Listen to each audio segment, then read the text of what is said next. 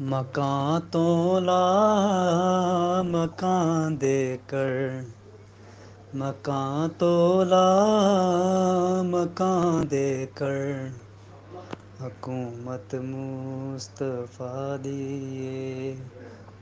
ਜਿੱਥੋਂ ਮੁਜਰਮ ਬਰੀ ਹੁੰਦੇ, ਜਿੱਥੋਂ ਮੁਜਰਮ ਬਰੀ ਹੁੰਦੇ, ਅਦਾਲਤ ਮੁਸਤਫਾ ਦੀ ਏ।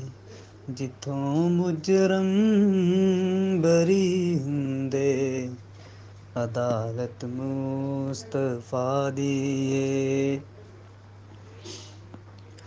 ਉਮਰ ਹੋਵੇ ਅਲੀ ਹੋਵੇ, ਵਲੀ ਹੋਵੇ ਨਬੀ ਹੋਵੇ, ਉਮਰ ਹੋਵੇ ਅਲੀ ਹੋਵੇ, ਵਲੀ ਹੋਵੇ ਨਬੀ ਹੋਵੇ,